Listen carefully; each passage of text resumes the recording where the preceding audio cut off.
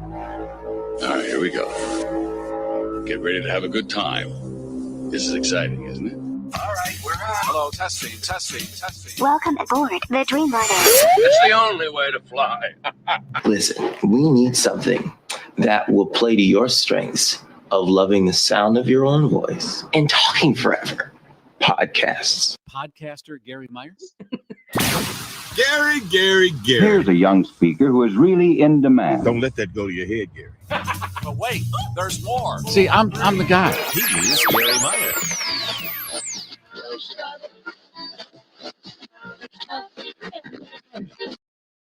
Previously on the Garry Meier Show. I just don't believe in auditioning on air. Don't put them on prime time because that is wrong. You should know who's right for the job. You have high caliber people that should get the job. Although we saw people hired that were not ready for prime time at all.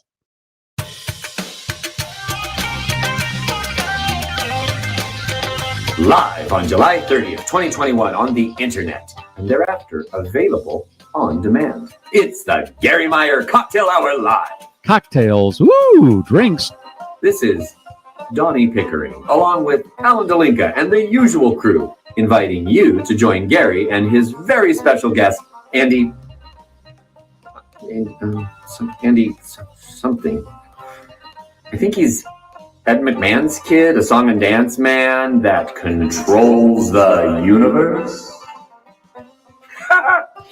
And be sure to stick around because we have a batch from Leslie Kyling, another report from Ryan in Wisconsin, nonsense, the appetizers, and more.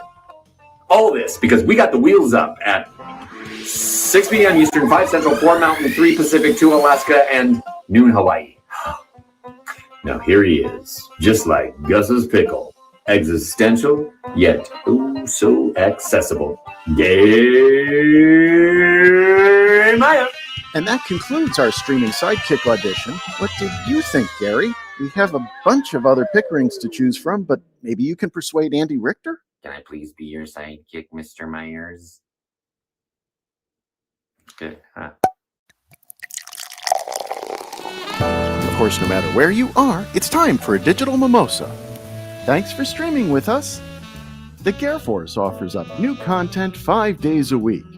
For the best live show experience, subscribe to the GarrForce Live YouTube channel. Comments are welcome on all of our streaming channels during our live shows. You can also text us at 773-888-2157. Regular charges may apply. Now, fasten your seatbelts. It's time to go wheels up on the GarrForce Live.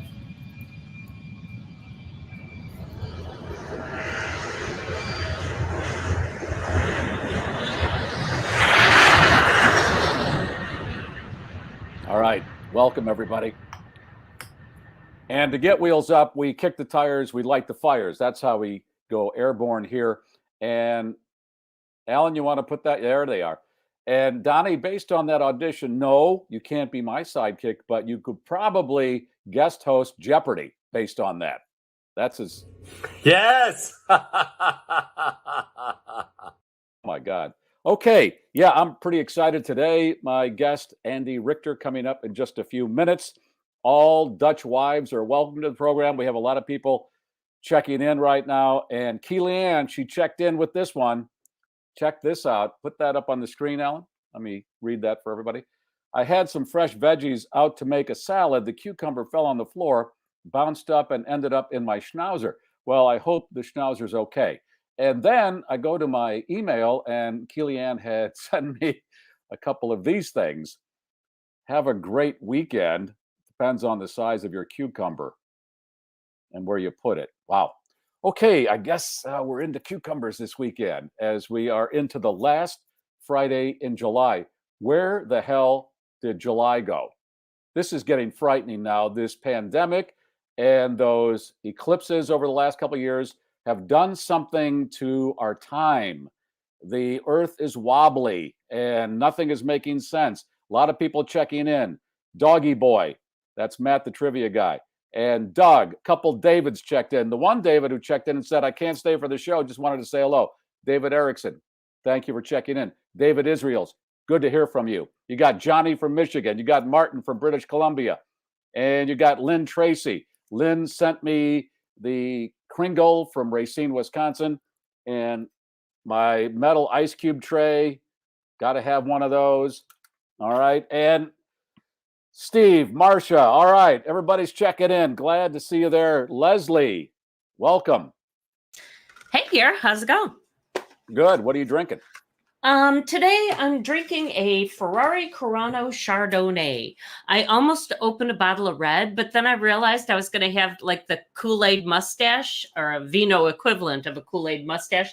And I don't want Andy Richter to see me that way. Oh, so, okay. I had to go get a white. And you notice maybe that I'm going lighter. This is a margarita to wrap up. Well, otherwise you're just drinking some kind of salt mixture there because you're dehydrated. Well, look at that rim. There it is. Look at that Elon Musk with his tequila bottle. I'm saving this for you guys because we mentioned that Ryan sent me a gift last week, some wine condoms. And I don't exactly know what a wine condom is, so I'm going to open one with y'all today. I think it's when you drink a lot of wine and you want to have a condom nearby because you're feeling randy. Oh, I thought it went on the bottle, but... Watch it. Watch it. It's Easy. I think it goes on the bottle because otherwise... Okay.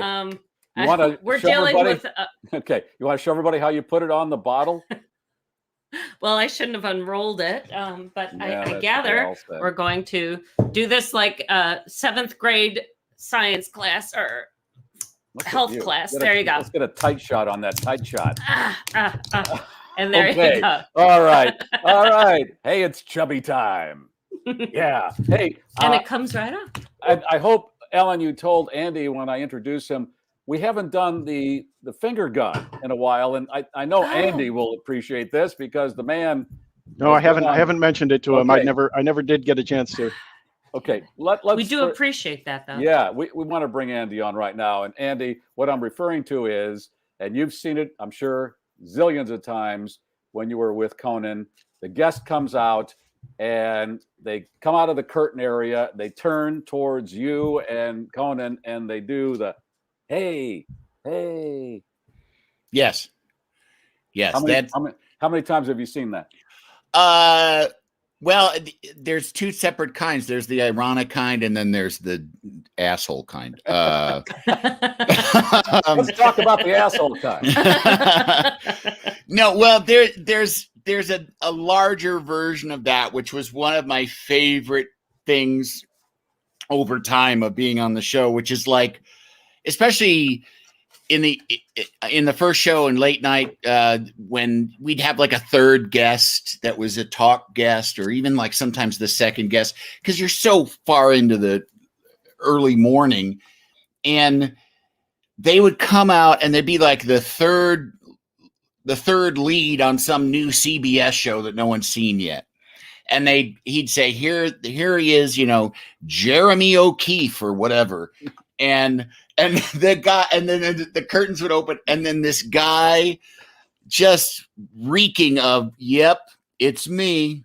Hey, everybody. How are you? Yeah. Just automatic polite applause, It was very much a you woke up on third base and here it is like, I hit a triple. Oh, God. And then usually then within the frame, they would just flame out terribly once they sat down and started talking.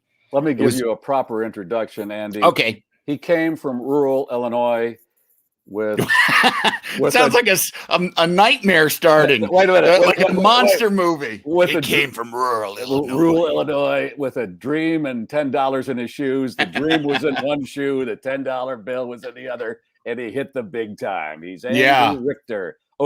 Andy. Wow, we have a lot to talk about. And you just completed that long run with Conan. Did I hear this right? Because I've said it a number of times on the show. I heard that Conan was the longest running late show host ever. Yep. The longest. Yeah, he was a late night talk show host for the longest stretch of time of anyone. Which, because it's that job makes people crazy. So I don't know, I don't know if it attracts miserable people or if it makes them miserable, but so many of them end up being miserable. And why Conan, is that? Wait, Conan, why is that? Yeah. My personal theory is that if you take your personality and you make it into a commodity at that level, it's like one thing to, if you're in sales, you're making your personality a commodity in a way, but there's also there's a product, like you're charming. So you sell a lot of refrigerators, but when you're a talk show host, you're the product. So right. You're sort of really leaving your ass hanging out into the public sphere, and it can make you crazy. It can make you where you lose the line between what belongs to somebody else and what's me in my life. But that's basically it. And also too, it's like it demands a high level of self-involvement. And I think odds are deeply self-involved people end up being kind of unhappy. Okay.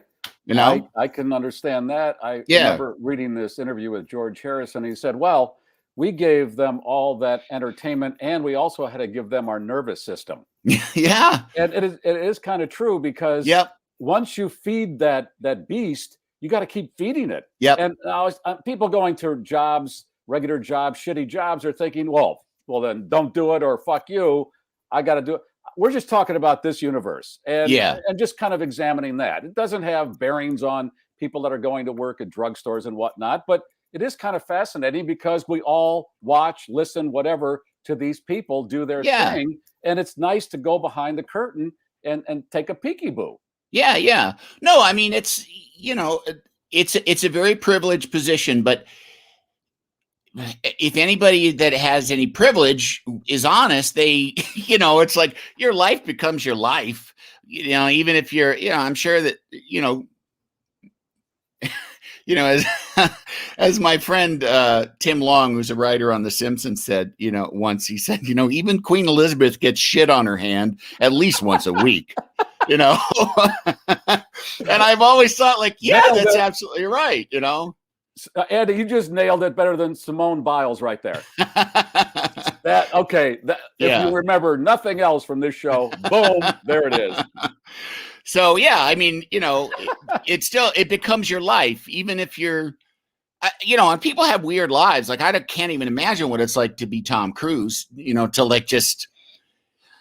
and he's a charming, lovable person. I mean, not that I've ever been around him in any sort of, deeply personal context, like at a dinner party, just it's always been work things. But I can't imagine what that guy has given up in exchange for all this other stuff. I mean, it's like okay, you can't, maybe you can go oh, big deal, you can't go to the grocery store, but you can't go to the grocery store. That's kind of well, I can't, I need shaving cream and now I'm helpless. There's this weird kind of helplessness to being that famous. Let's start with how you hooked up with Conan and this article that came out about a month ago in the New York Times. And boy, look at you on the cover of the Arts and Leisure section. Yeah, look at that COVID weight. Come on. There it is. And the article has a number of interesting questions about you. And one of them was, how did you get to this position with Conan? And this was not a position that you were going for. It was kind of a sideways thing and you went for it. Yeah. David Letterman was, announced that he was going to be going to CBS. And so there was this who will replace David Letterman thing. And I, like anybody else, heard, oh, it's this Simpsons writer, Conan O'Brien. But I didn't know him. But we knew people in common. I actually, I sat in front of Bob Odenkirk and Carol Leifer. And I was with Kate Flannery. We were friends back then, Kate Flannery Meredith from The Office.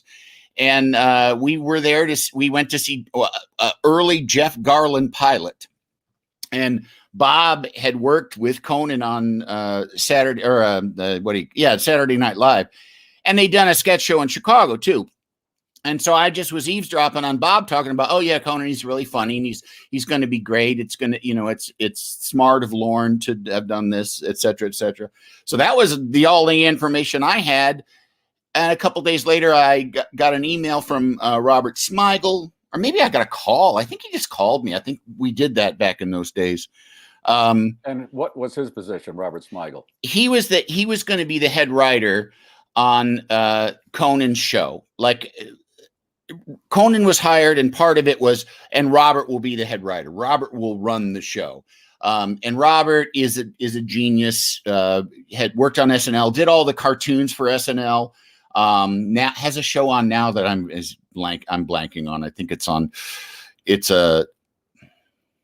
like a puppet show. It doesn't matter. I think it's on Comedy Central. Robert Smigel. But Robert was going to be the head writer, and I was friends with Robert through a friend who had been on SNL for a season. Robert said, "Hey, this guy Conan, I'm head writer. Do you want to meet with him and maybe get a job as a writer?" And Robert and I only knew each other socially, like, just cracking up and having drinks and getting behind the wheel. So I said, sure. Met with Conan at a deli here in Westwood, and we hit it off really, really well. We both are really stupid, and like I ordered borscht and a knish, and I think a coffee, and he ordered a can of Coke, and it blew his mind that I ordered borscht and a knish at a deli. Which I was like, it's like going to get a slice of pizza at an Italian place. It's not that weird. But when the knish was delivered, it's like a big round thing with and the knob, the dough had been gathered in the kind of a knob. And when they set it down, I said to him, and this is a job interview. I look back on it. When they set it down, I said, it looks like a tit. And he loved it. It got me, it was that kind of level of humor that got me a job that kept me on TV for 30 years or whatever it's been. Oh, God. I believe in those moments, Andy, where, and I've had this happen, where the combo comes together because one person, when they're meeting, says something and boing, the light goes on because it resonates. There's something there that you go, yeah, that's me. That's how I think. Yeah, you smell it on each other, and it's like, oh, we're from the same tribe here. Yeah, yeah, exactly. And it's exciting when that happens, especially like leader in your life when you meet someone. I sat next to Howard Stern at Jimmy Kimmel's funeral. This is going to be such a name droppy thing, but I sat next to Howard. Jimmy Kimmel's funeral. Did I say funeral? Oh, fuck. If he dies now, man, you're a wizard or something. Jimmy Kimmel's wedding. Hey, Alan, leave us both in the box next to each other because we're going to be volleying here. And all right. I'm getting nervous. Yeah, Jesus Christ. No, I sat next to Howard Stern at Jimmy Kimmel's wedding. And Howard, I've been a fan of Howard since I moved to New York in 1993. And he just wanted to fuck around and whisper jokes about people and make fun of people. Mm-hmm. And and that's like everything to me. That's like, if you go, like, if you're going to like if you have to sit outside the dentist's office and there's somebody there you can fuck around with and joke and like, oh my God, it makes life livable. Yes. And so when you meet someone that's that kind of person, because there's so many people that aren't interested in having fun. They just don't even want to try. And it's just so sad. Oh man, I'm with you, brother, because I can make fun of just about anything and everything. Yeah. And when Popeil died yesterday, day before, I put it on my Facebook page and I'm having this caption frenzy. I'll post the obituary of Popeil and then I posted 35 captions and they were just coming out of me. And I'm like, God, this is so much fun. I hope other people are enjoying this because I'm really having a great time with this. Yeah. And that's all I want to do. I'm not that complicated. Right. Because it's a short dance. What is the problem? Yeah. I know. I mean, it just seems so simple. You know, and I mean, life deals you blows that can sort of set you off track, or I mean, there's chemical imbalances that can keep you from having a bright outlook. But generally speaking, I don't understand people that don't put an emphasis on having fun. This article that I referred to a few minutes ago, you described in the article your position with Conan was, you said, when I was growing up in Yorkville, Illinois, when they had to transport a horse, they would put a dog or a goat in the trailer with the horse to keep the horse calm, and you were Conan's goat. Yes. Today, I'm driving and I pass a horse in a trailer, and I thought there's a goat or a dog in there somewhere, and I'm going to talk to Andy about this in a few hours. I mean, I didn't grow up on a farm, but like I grew up with a lot of farm kids, and that was just something that you knew, like of a high strung horse, like that, because just some of them are real nervous, and that was just, and I mean, lots of animals are like that in a way, but it was just kind of, it's a useful metaphor for kind of what, and also, I mean, comparatively, he's high strung. I run at a lower RPMs than he does, just kind of naturally. So it kind of worked. There's a lot of contrasts. And I mean, we used to joke, we never did it on the show much, but there's skinny and fatty. There's East Coast, Midwest. There's, sober nerd and drunken hedonist. There's all these different kind of things, and that was one of them. Yes, comedically, that's a template. When you think of Laurel and Hardy, Abbott and Costello, there's something about that fits. Yeah, and if you fit into that, that's already a starting point of these guys are going to work well together, because the audience likes to see the contrast. And if it's on radio, I've heard this, being on radio a long time, the voices have to be dramatically different for the audience to really get into it, because they want to know who's saying what. Yeah. Exactly. That makes sense. Yeah. It's, it also too, it's nice in a situation like ours where we can trade off. Like, he can be stupid one time and I'll be stupid. I was mostly played the stupid, in most of if there's a sketch where one of us is smart and one of us is stupid, it was usually me, but it could be switched, like we could do, the other way, which I think, like Laurel and Hardy and Abbott and Costello were pretty locked in to being Laurel and Hardy and Abbott and Costello, Right. And not that I mean, it's a totally different thing. And I'm not saying I'm just saying we had a looser, right. I'm just saying a looser basket that we lived in, The physicality of them was something that became a template. Yes, and definitely. As far as being the sidekick, you were not the traditional Ed McMahonish, the complete mope that was made fun of all the time. Conan allowed you to do your comedic chops and didn't get threatened by them. That's the beauty of what you did on that show. And boy, when the pandemic hit and there was no audience, the value of somebody like an Andy Richter was very much on display, because you now need somebody to talk to. You don't have a band, and you're in this giant room, and you're talking to what? Well, thank God he could talk to you, and then you can volley. That's the percussion.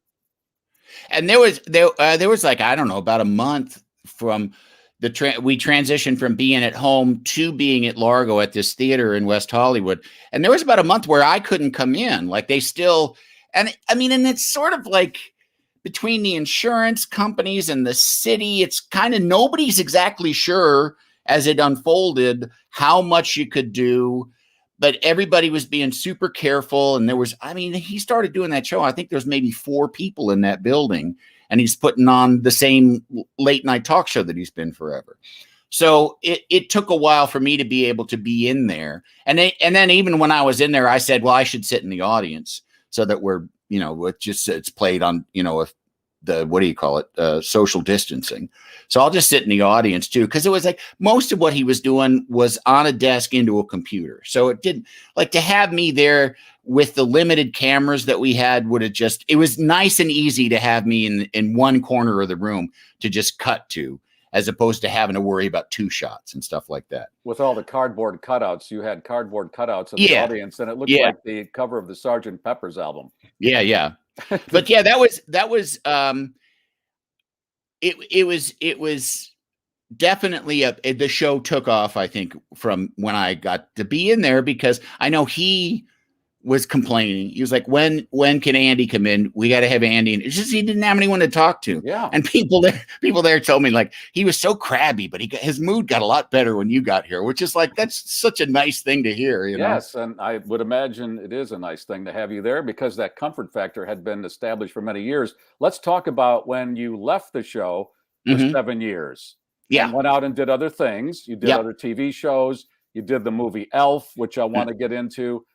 But before we do all that, when you went to that Tonight Show storm, can you talk about the backstage area of that, and not in the true sense backstage, but just what was going on? Oh, How it was insane that was. It was all super weird. It was just, somebody wrote it.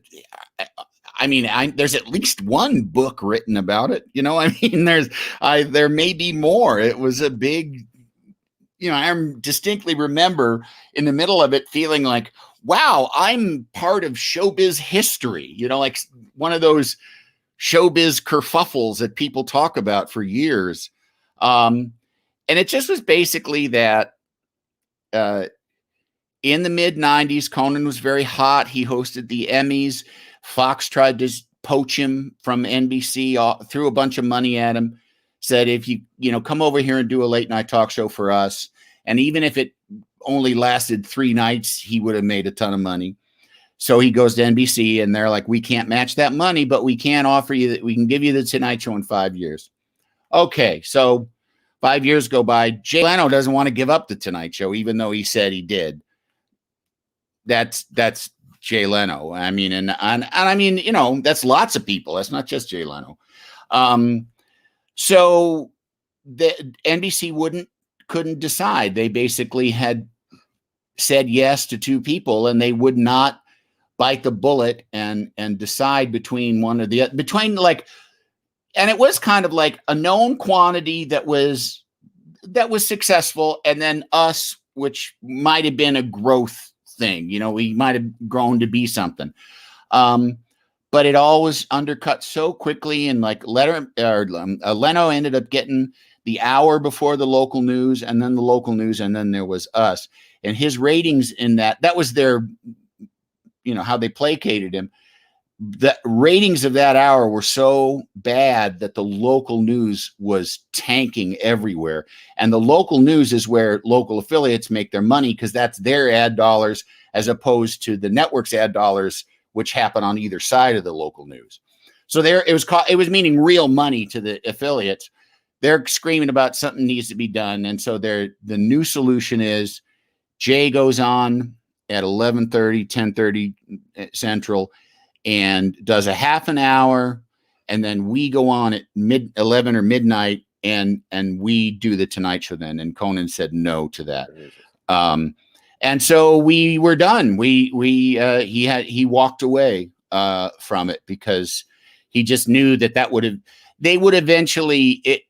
we just would have eventually lost the Tonight Show, and Jay would have taken it, because he's our lead-in, and how can we build our own audience with him as a lead-in in this weird way? I think it was also evidence of Jay outside of the institution of the Tonight Show is a very different television property than Jay Leno in the Tonight Show. And I think that's evidenced by, him going to 10 o'clock. Nobody was like, I don't want to see that, Yeah, people accept you in certain ways and not in others. And that's just the way it is, even though it might be the same act or whatever, a few hours difference. It's a whole different mindset. It is. It does make it. And we were prepared to sort of adjust to that, to like, we'd been the weird college kids show, and now we're kind of, mom and dad are going to be watching us. So we were thinking about ways to kind of, meet in the middle, but you're trying to do that while you're just being under, like they christened the ship and then opened fire at it, but it all ends up being better because we went to TBS. We had a great run on TBS. Conan owns that show.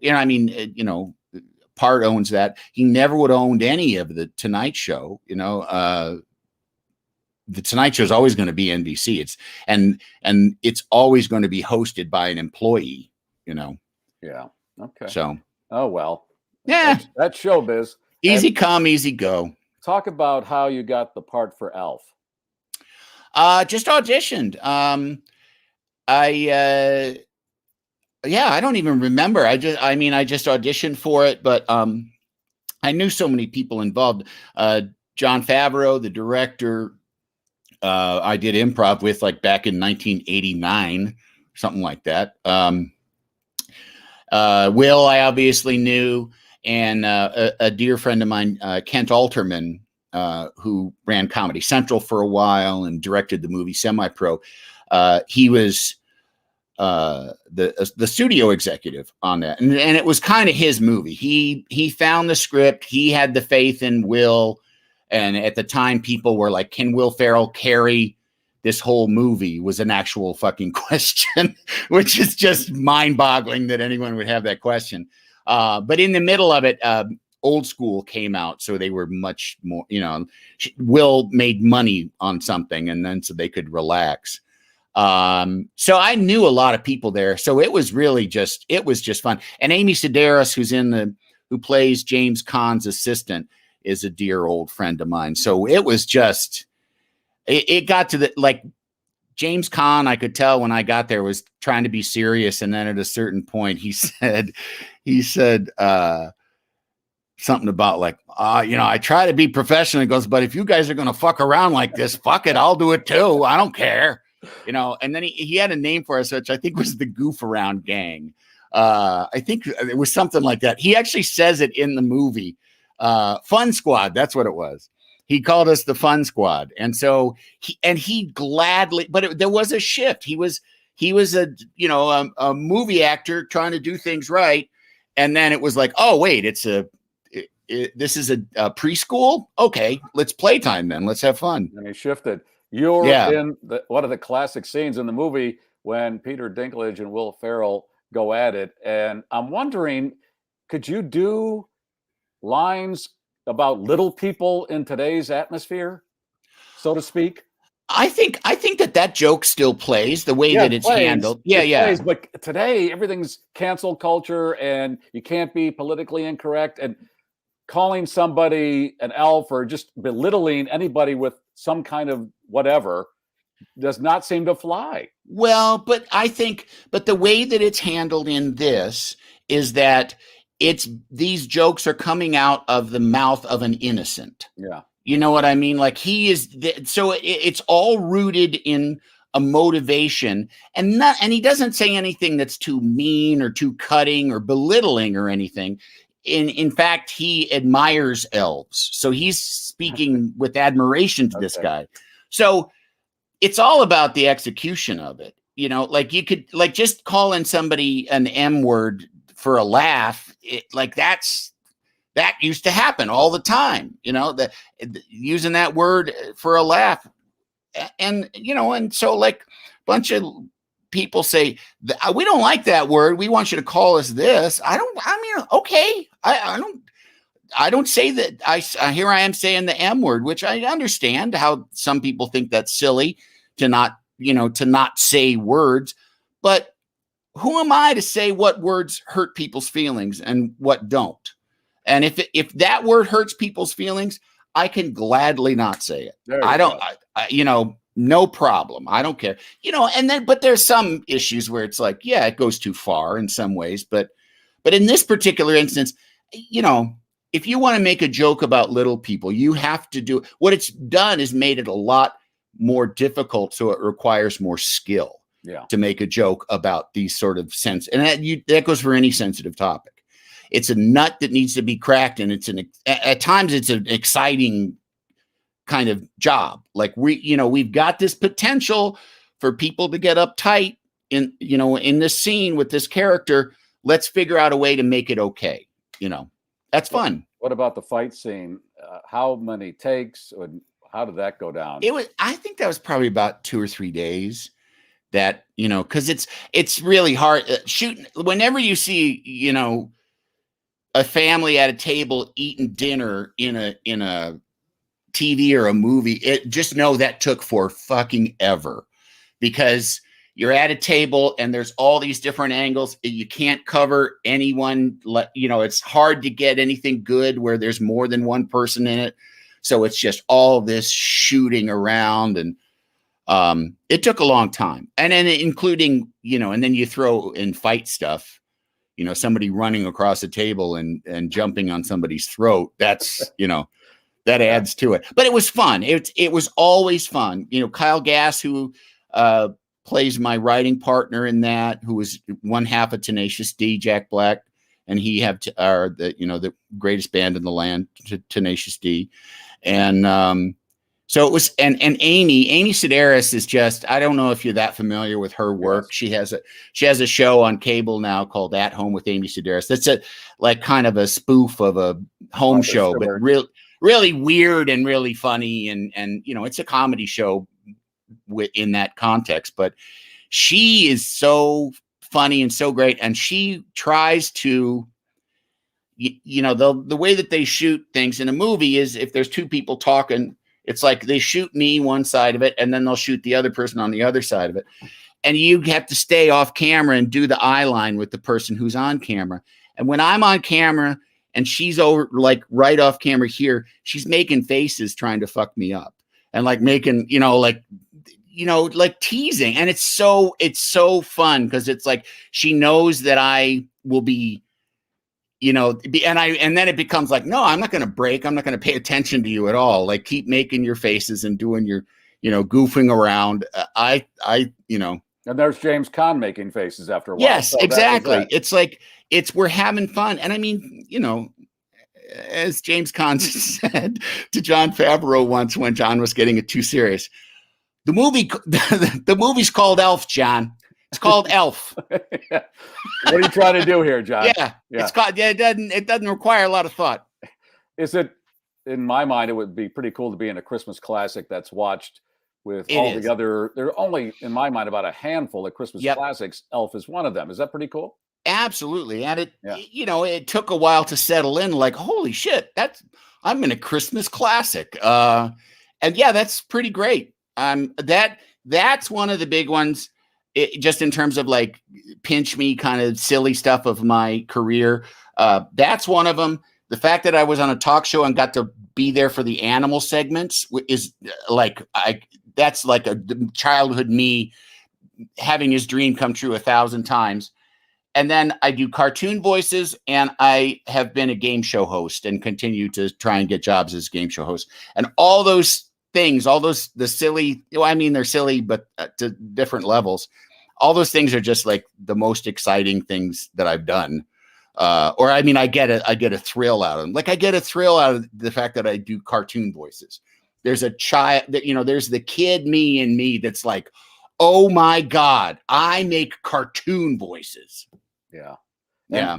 And hosting a game show, to me, that's the holy grail right there. It's and I mean, I like game shows. I like playing games. They're important to me. I've done I've done a number of pilots, and I think people are always surprised how much I insist on the game being good. Like the comedy, I feel like, oh, that'll all happen. It's a spontaneous framework, but like, if the game's not good, nobody's going to watch. It's a game show, not a show game, Yeah. Now, Conan is over, and you're not doing anything right now. You're looking. Where are you right now? Well, I mean, I'm going on vacation next week with my kids, and so that's that. I don't see much past that. But I'm developing an animated show. I am attached to a game show that we've been currently pitching right now. I'm thinking I got some ideas to do some live podcast kind of stuff, because there's some cash in that. Oh, shit! I'm just shoveling it in here as we're speaking. No, but when you can do them, like I know people that have podcasts, friends of mine, comedy writers, comedians, stand-ups, whatever. They do a podcast, and if it takes off, It takes off. Yeah. Yeah. You know, it's sure, it's a long shot, but hey, it's show business. Yeah. It's always a long shot. But, you know, it's like, it is something that I can go away a couple weekends a year, a couple weekends a month, and make some, decent money and have some fun and put on a fun show. That's, Yeah. Okay. that would be great. And I'm working with a company in Chicago, my friend Cliff Grant, who's a producer at Story there. I've directed some TV commercials for him, and we're gonna, now I got time to do that more. So I fully, in fact, I got some reels in my email that when I get off with you, one of the things I have to do this evening is watch these reels, to possibly be pitched to direct TV commercials. Cause that's a lot of fun too. Okay. So yeah. You told me before we went on live here that, boy, it was kind of unnerving to not be working. I lost my job, but don't you have to look at it as, wow, what a long run I had in a business that doesn't really have a lot of long runs? Absolutely. I never, ever lose sight of the fact that I had a steady gig for 10 years, and that is like rarer than getting hit by lightning, showbiz wise. And not only that, I had a job my kids are 15 and 20, and I had a job for the last 10 years that allowed me to be home for dinner every night, almost, with very rare exceptions. And that is absolutely unheard of. The first show that I did when I came out here, my son was year and a half old, and I would go 3 or 4 days without seeing him awake, because I'd leave before he woke up and I'd come home after he was asleep. And I got to spend tons of time with my kids and my family. So it's like a layered blessings. But it is, that's all well and good. And then there's that steady job you had for 10 years. That's gone. That's gone now. Well, I'm okay. Yeah, and they're very generous. Has that. I think everybody goes through that for the most part, where it's over and you're not ready to retire. You want to keep working. So I can understand. I've been there, brother. Yeah. I've been there. I know that feeling. So I know you're going to continue and do things that you're going to enjoy, and you're a young man. You'll be fine. Whether people like it or not, I'm going to keep doing it. That's the attitude, brother. Yeah. And I now have made you my brother for some reason here. That's all right. That's from a different mother. Andy, a pleasure. Let's check in again sometime. Sure will. And thank you very much. And, have a good summer. All right. And we're just going to talk after you leave, because I know you have to drive your kids around. I guess Cubs Nation is on fire because they've completely gutted the whole team. Yeah. And that's the big story out of Chicago. I saw that today, and that's a bummer, but you kind of knew it was coming, and, people are probably mad at the owners. And I kind of feel like if your fandom of a team doesn't involve some rich son of a bitch owner, you're not experiencing American team fandom, That's part of it. It's like since the beginning of time, your baseball team is full of like these fantastic players that you love to watch, and then that asshole that pays them. So there you go. And on that note, I'm going to leave you at that point with, in my mind, Queen Elizabeth in the bathroom right now. That's right. Thanks, Andy. Sure. All right. Andy Richter. All right. Well, Leslie, I hope you enjoyed that. You can remove the condom now. I can. Actually, I had to remove it just before you came back to me, because I was cocktailing and having a good time with this. Okay, so you can tell the mettle of a man, I believe, by like just those little insights And the fact that he loved the animal segments of the show says so much about this guy. It's not, I was hanging with Prince and we did this and then, No, it's the nuts and bolts of the show that were fun to him. That stuff that we all would like, the animals and Letterman's case, the stupid human tricks. Those are the things we really leaned in on because those are people like us going on TV and doing goofy stuff. And the animal stuff, oh, come on. Did you ever work with animals? Not animals. Okay, and this is the funny thing. He brings that up, and one of the coolest mornings I ever spent in radio was with Jim Fowler, who was one of the hosts of a show called Wild Kingdom. And he came into our studio and he brought hissing cockroaches and a binturong. If you get a chance after the show, look up binturongs. It's this weird Binturong. And it's kind of like it's a monkey mixed with a bear, and it smells like Fritos. And it's the coolest fucking animal I've ever touched in my life. And bar none, it's I've met all sorts of stars. I got to meet Jimmy Carter. Okay, he was cooler than the Binturong, but gosh dang it. Yeah. Those animal moments. Golly, yeah. Golly. Man. I'm trying not to swear so much, but we are adults here. Sure we are. Hey, So, like you mentioned, though, Chicago Cubs Nation is losing their shit this afternoon. So it's Anthony Rizzo, Chris Bryant, Javi Baez, and Craig Kimbrell are all gone. Out ski. Yeah. Okay. Well, they should have had at least another championship shortly after the first one, and that was it for now. And it seems like for a while, the rebuild. The classic. And that's the classic rebuild is going to be a little. Anyway, did you want to do some? I do, and I want to talk to Ryan, but we're going to pay homage to the fine sponsors of the program, starting with Bettenhausen Automotive. How about that? Let's see what they have.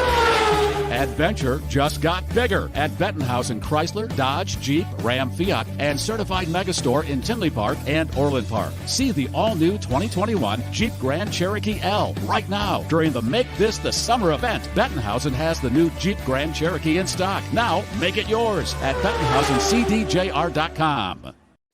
And if you need a mortgage, a refi, a consultation that's free in that department, veterans loans, this man and his team handle all that, and he's very good at it. I've known David for a long time. He gets things done. A friend of mine just got a mortgage through Team Hochberg, and she said, my God, it was such a wonderful experience. We just moved into the new house.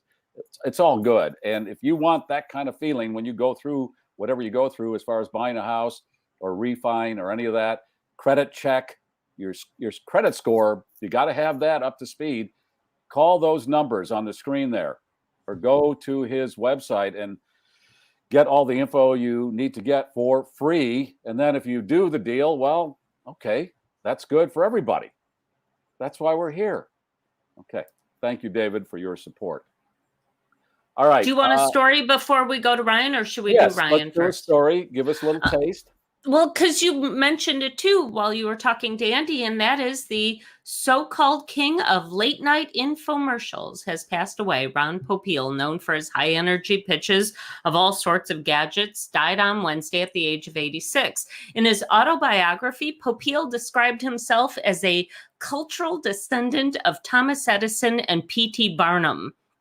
And because of that, items like the Pocket Fisherman, Mr. Microphone, and the Vegematic became household fixtures. But wait, there's more. No, there's not really. That's it. And I posted, as I told Andy, the obituary on my Facebook page, and then got into a frenzy of captions.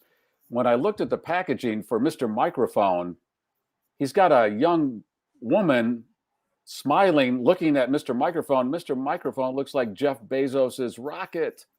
So I don't know if that had a double purpose or what Ronnie was thinking there. Also, there it is. Yeah, baby. And Nice he feather. also invented the egg scrambler that would scramble an egg in its shell. And one of my captions for that was, the Catholic Church condemned that.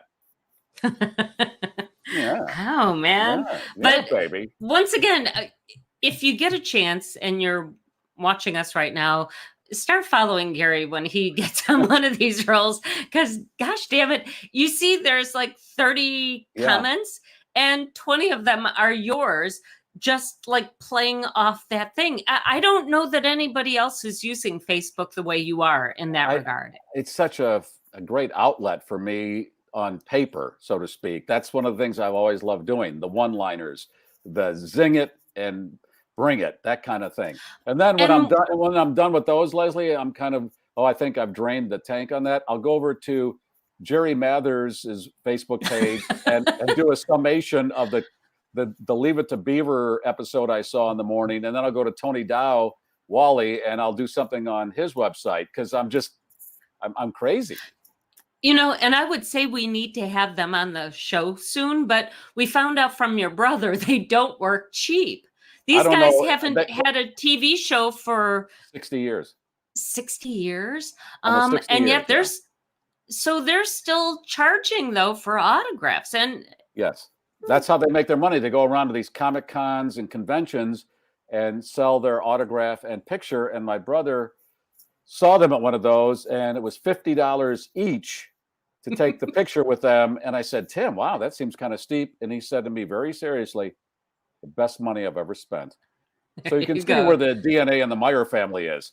You see how we live. All right. So do we want to bring Ryan in? Yeah, we're going to bring Ryan on because you got the wine condom. Okay. I did. And here's what he sent me. He sent me a Schnauzer key ring. My son found that at Five Below. Hey, Dad, isn't this a cool dog? And I said, indeed it is. We need 2 of them, please. And then you found, where did you find, this didn't come with it, did it? No, I just threw it in there just for some added humor. Wow.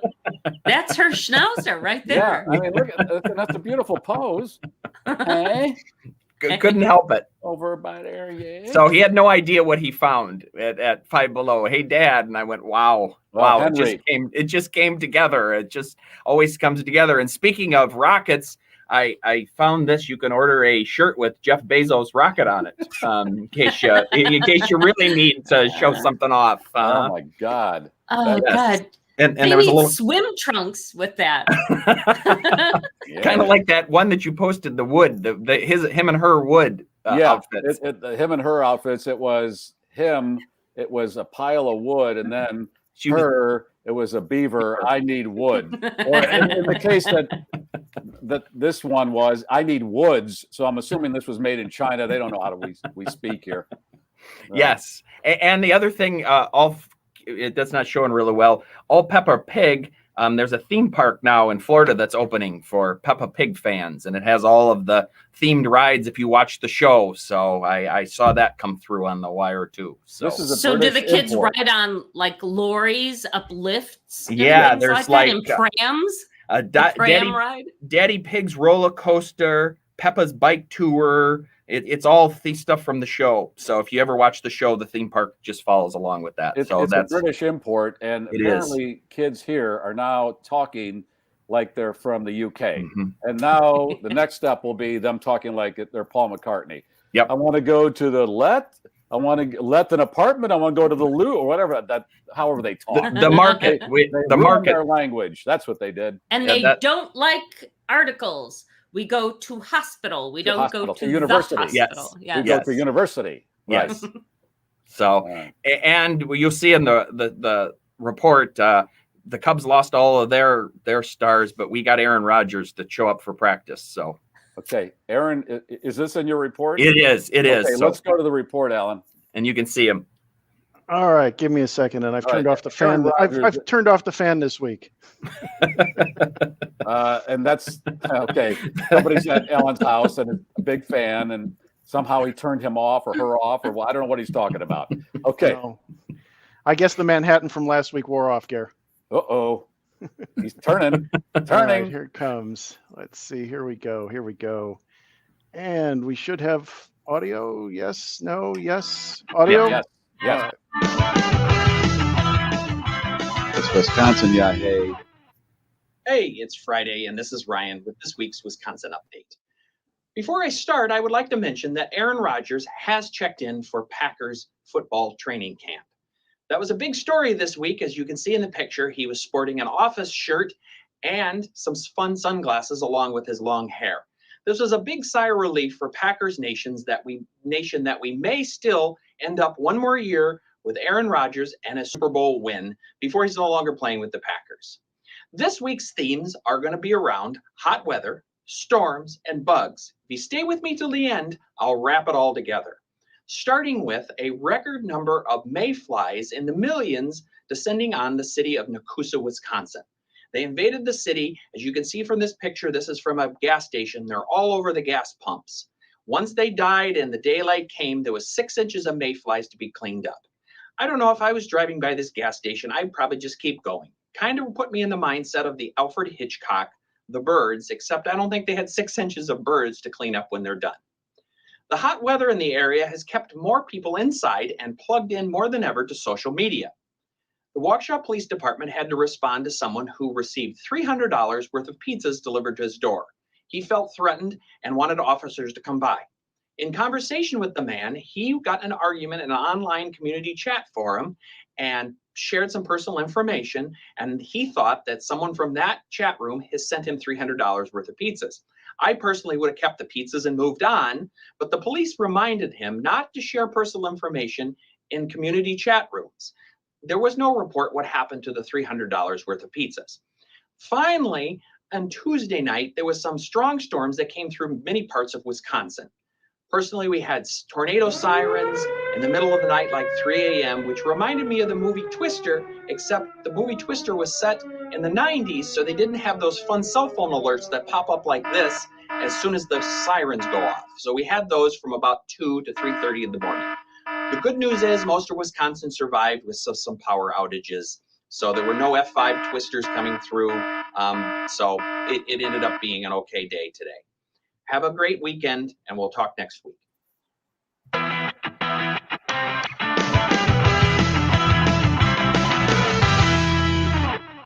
And if you've ever gotten 6 inches in Nakusa, you know what that can be like of anything. Can't make that up. No. Wow. Oh, okay. So you are so right. Okay. Hey, I'm just going to say, and Ellen and I talked about this, I'm watching the Colbert Show the other night, and they did an opening that was very much like Mr. Pickering. And I'm thinking, I wonder, are they getting some ideas off the GarrForce cocktail show? Maybe. It had a very Pickering look to it. And Ellen, I think you will agree. Which Pickering? We met, what, 12 of them today. Well, yeah. I think they're going for Tim, but with this Donnie wig. I think that's we got here. This one's one that never came up, but I'll play the one more that I've got queued up. Oh, Leslie.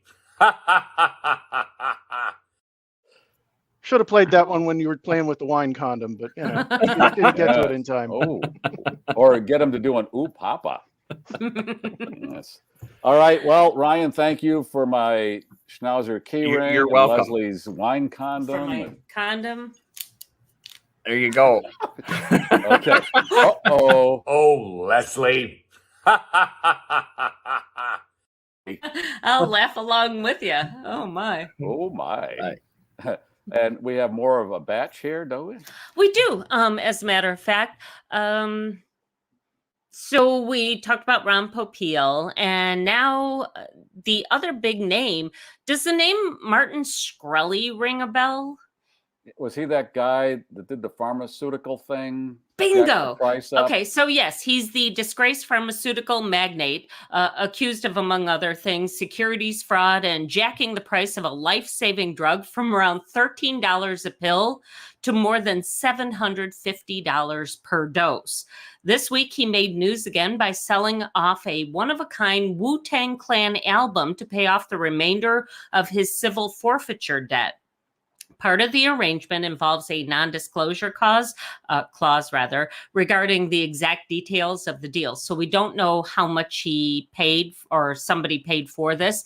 But back in 2015, Shkreli reportedly paid $2 million for this 31-track double album set of Wu-Tang Clan's Once Upon a Time in Shaolin. Shkreli is due to be released from prison in October of next year. The best line for that would be, and he wants to buy the Cubs. Because as Andy Richter said, it's that's what they do. The rich guy buys a team, and he's the asshole and screws it all up. So I'm thinking if he's still sitting on Wu-Tang Clan one-of-a-kind albums and stuff, this jag is going to come out of prison and still be like probably top of the world, ma. Yeah. So, so we're getting news out of Sri Lanka that a crew of well diggers unearthed a cluster of sapphires worth more than $100 million. This clump of gemstones, now known as the Serendipity Sapphire, measures 39 inches long and 28 inches wide and weighs about a half a ton. And it just so happened that this mother lode was located on the property of a third-generation gemstone dealer. So he knew immediately that this was no ordinary rock. The owner has reportedly spent the last few months. So this, it turns out we're only now hearing about it, but they dug this thing up like last year. And he's been spending the intervening time cleaning and analyzing and certifying this incredible find. And it looks like a big ball of wipes. If you see a picture of it, first glance, it looks like a bunch of wipes altogether. What did we call like those sludge bergs that they pull out of sewer systems? Right, because those wipes are clogging them. And a woman in New Jersey is in trouble with the law for hijacking an oil tanker and leading police on a chase that ended 80 miles later at a Wawa parking lot. 44-year-old Camille Westcott stole the tanker truck last Saturday afternoon and then spent the next 8 hours evading multiple police agencies until she stopped for gas and a bite to eat. Even after being surrounded, Ms. Westcott tried to take off in the rig, but she couldn't restart it. So now she's facing multiple felony charges. It reminds me of a scene out of Fury Road, the Mad Max movie. There you go. Who's the lead actress? Charlize Theron. Yeah, and she's driving, and then they got the guys with the poles, the oscillating poles in back of her, coming down, grabbing people out of the sunroof. She needed the pale boy and the virgins in back, and then she would have had the whole deal. Yes. Oh God. All right. Is that it? I think that's good enough. I think I think it's enough for this Friday. GE, baby. Good enough. And we'll do it again next Friday. Thanks for stopping by. Hope you have a weekend of cornholing, holding the koozie in the backyard. Where the hell did July go? This is frightening now. We're in that, and you can read my blog on this, the crack in a summer where, okay, back to school, Halloween stuff at the stores, and then in a few weeks, the Christmas stuff starts coming out. It's just bullshit. Thanks for listening. The Halloween candy's out, right? Yes. I mean, it's so we're done. Still July. All right, take the cannoli. It's delicious. And there it is. Look at it. Take it. What about the schnauzer? Like our guest, Andy Richter, find it a nice place on the couch. There you go. There. It's 3 in the green, gears down, flaps are down. The voice of the globe. We'll talk to you on Monday. We have landed. If you like that, I got other stuff I think you're going to like. This is the GarrForce.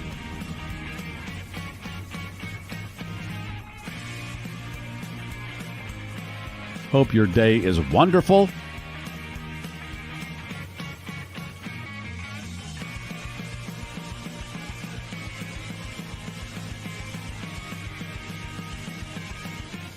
Thanks for listening.